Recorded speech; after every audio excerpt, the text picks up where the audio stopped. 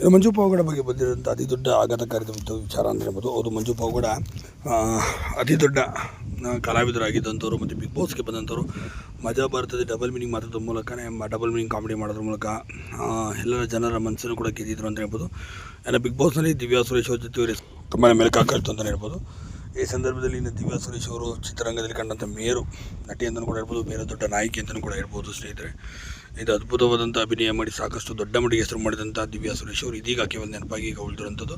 ಅವರು ಸಹ ಮತ್ತು ಇನ್ನೊಂದು ಕಡೆ ಮಂಜು ಪಾವಗಡ ಅವರು ಕೂಡ ಸಿನಿಮಾಗಳಿಗೆ ಅವಕಾಶ ಸಿಗುತ್ತೆ, ನಾನು ಬಿಗ್ ಬಾಸ್ ಗೆದ್ದಾಯಿತು, ನನ್ನ ಸಿನಿಮಾದಲ್ಲಿ ಒಳ್ಳೊಳ್ಳೆ ಸಿಗುತ್ತೆ ಅಂತ ಈ ಸತಿ ಹಿಂಗೆ ಗಿಲ್ಲಿ ಕೂಡ ಗೆದ್ದಿದ್ದ ನೀವೆಲ್ಲ ನೋಡಿರ್ತೀರ. ಆ ಗಿಲ್ಲಿ ಗೆದ್ದಿರೋ ಥರನೇ ಇವನು ಕೂಡ ಗೆದ್ದು ನಾನು ಇದಾಗ್ತೀನಿ ಅಂತ ಸಾಕಷ್ಟು ಕನಸುಗಳನ್ನು ಕೂಡ ಇಟ್ಕೊಂಡು ಇದ್ದಿದ್ದು ಮಂಜು ಪಾವಗಡ ಗಿಲ್ಲಿ ಬಿಗ್ ಬಾಸ್ ಗೆದ್ದ ಮೇಲೆ ಯಾವ ಅವಕಾಶಗಳು ಸಿಗಲಿಲ್ಲ. ಅದಕ್ಕಾಗಿ ಜಮೀನು ಕೆಲಸ ಮಾಡಿಕೊಂಡು ಈಗ ಪತ್ನಿಯನ್ನು ನೋಡಿಕೊಂಡು ಮನೆ ತಂದೆ ತಾಯಿ ನೋಡ್ಕೊಂಡು ಖುಷಿಯಾಗಿ ಈಗ ಹಳ್ಳಿಯಲ್ಲಿ ಜೀವನ ಸಾಗಿಸ್ತಿದ್ದಾರೆ. ಇತ್ತೀಚೆಗೆ ನೋಡಿರ್ಬೋದು ಚಂದ್ರಪ್ರಭು ಅವರು ಗಾರೆ ಕೆಲಸ ಮಾಡ್ತಿದ್ದ ಅವಕಾಶಗಳ ಕೊರತೆಯಿಂದಾಗಿ ನೋಡಿರ್ತೀರಿ. ಮತ್ತು ಇನ್ನು ಮಂಜು ಪಾವಗಡ ಅವರು ಸಹ ಇದೇ ಜಮೀನು ಕೆಲಸವನ್ನು ಮಾಡ್ಕೊಂಡು ಈ ಜೀವನವನ್ನು ಸಾಗಿಸ್ತಿದ್ದಾರೆ. ಸಿನಿಮಾ ರಂಗದಿಂದ ಬಿಟ್ಟು ಈಗ ದೂರ ಉಳಿದು ಸಿನಿಮಾ ರಂಗದಿಂದ ಈಗ ಇನ್ನಿಲ್ಲವಾಗಿದ್ದಾರೆ ಅಂತ ಹೇಳ್ಬೋದು. ಹೀಗಾಗಿ ಮಂಜು ಪಾವಗಡ ಅವರು ಇನ್ನಿಲ್ಲ ಅಂತ ಹೇಳ್ಬೋದು. ನೀವೇನಂತಾರೆ ಇದ್ರ ಬಗ್ಗೆ?